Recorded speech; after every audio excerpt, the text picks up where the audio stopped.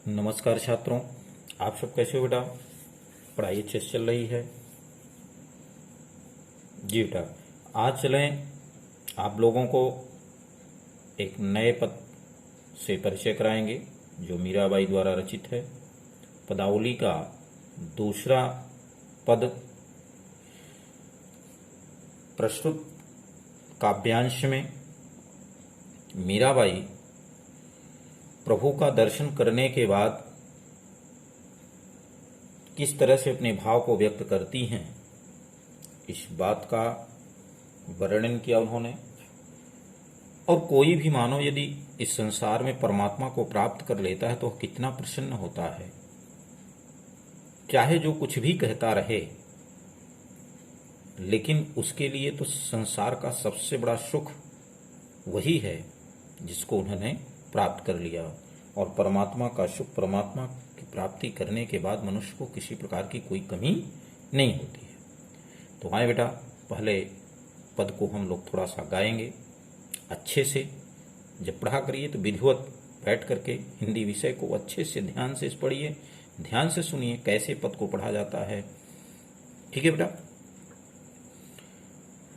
पायो जी मैं तो राम रतन धन पायो, पायो जी मैं तो राम रतन धन पायो।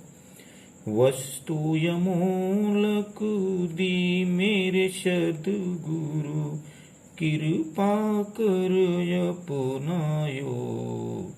पायो जी मैं तो राम रतन धन पायो। जन्म जन्म की पूंजी पाई, जग में सभी खोवायो।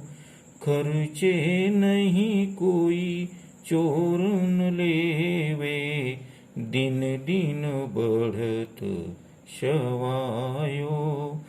सत की नाव खेवटिया सतगुरु, भव सागर तर आयो। पायो जी मैं तो राम रतन धन पायो। मीरा के प्रभु गिरधर नागर, हरख हरख जस गायो।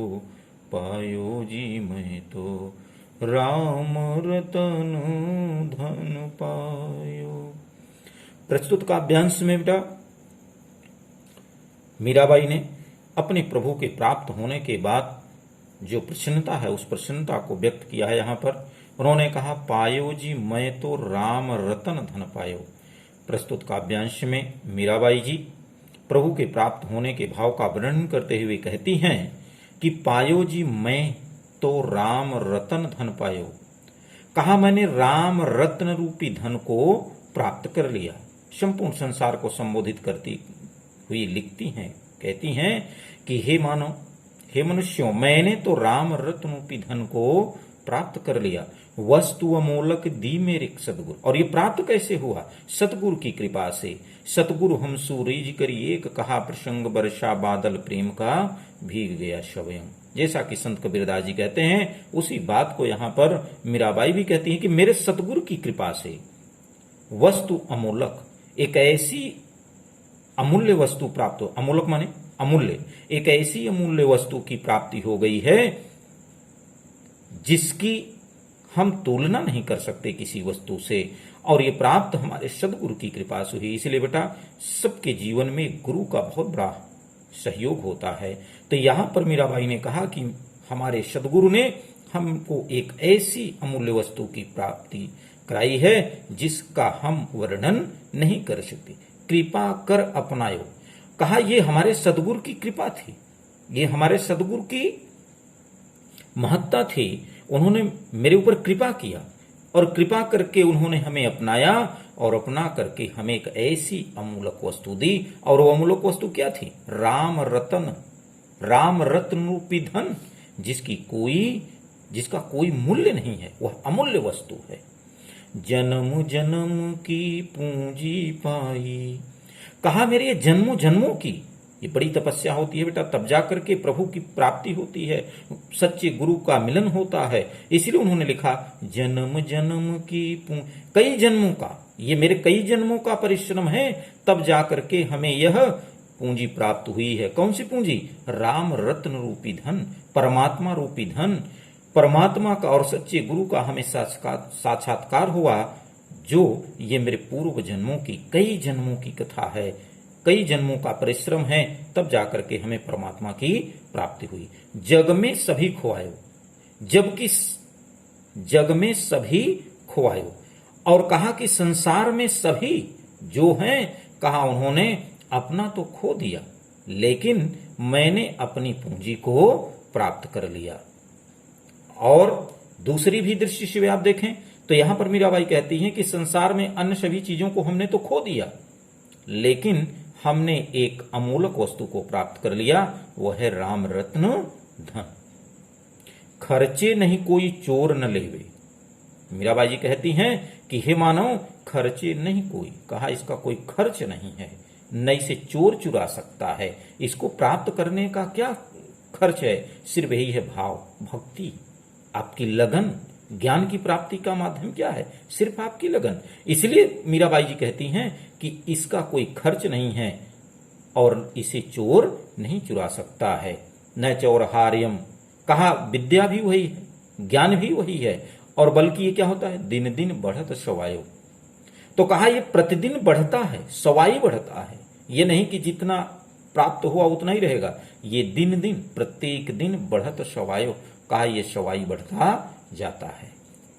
कहा इस परमात्मा को प्राप्त करने के लिए कोई खर्च नहीं है और इसे चोर भी नहीं चुरा सकता है, बल्कि यह दिन दिन, प्रत्येक दिन बढ़ता ही जाता है। और बढ़ता कैसे है? सवाई बढ़ता है। 1 रुपए है तो 1 रुपए का 25 पैसे, यानी 1 रुपए 25 पैसे बढ़ जाएगा। यानी मीराबाई जी कहना चाह रही हैं कि यह निरंतर बढ़ता रहता है। जैसे आप ज्ञान प्राप्त कर रहे हो, इसको जितना आप खर्च करोगे, जितनी आप मेहनत करोगे, कहा यह उतना ही बढ़ेगा। जबकि पैसा आप खर्च करोगे तो वह खत्म हो जाएगा, वह बढ़ेगा नहीं। सत की नाव खेवटिया शत गुरु, कहा यदि सत्य की नाव हो, यदि आप सत्य के मार्ग पर चल रहे हैं, नाव का मतलब क्या है? मार्ग से है, हमारे आपके जीवन से है। तो यहां पर भी मीराबाई ने कहा सत्य की नाव, यदि आप सत्य के मार्ग पर चलेंगे, सत्य की नाव पर सवार होंगे, और खेवटिया सतगुरु, और उसको खेने वाला, उस नाव को ले जाने वाला भी सच्चा गुरु होगा, तो क्या होगा? भव सागर तर आयो। तब आप ये जो भव सागर है, ये जो संसार सागर है, जो माया मोह से युक्त है, ऐसे माया मोह जन्म मरण के चक्र से आप क्या हो जाओगे? पार हो जाओगे, मुक्त हो जाओगे। मीरा के प्रभु गिरधर नागर, कहा कि मीरा जी कहती हैं कि हमारे तो वही प्रभु हैं। कौन? गिरधर, गिर को धारण करने वाले नागर। कहा कि वही बुद्धिजीवी, वही बुद्धिमान, वही शक्तिशाली। कहा गिर को धारण करने वाले चतुर, बुद्धिमान प्रभु श्री कृष्ण ही हमारे स्वामी हैं। हरख हरख जस गावे, कहा उसी प्रभु का, उसी परमात्मा का मैं प्रसन्नचित होकर के गीत गा रही हूं। हरख हरख माने प्रसन्नचित हो करके, आनंदित होकर के उसके जस को, उसकी कीर्ति को, उन्होंने जो मेरे ऊपर कृपा की है, उस विषय को मैं हमेशा गाती रहूंगी। तो यहां पर भी मीराबाई ने कहा कि मैं तो उस परमात्मा के गीत को निरंतर गाती रहूंगी, जिसने हमारे जीवन को इस संसार के भवसागर से मुक्त कर दिया।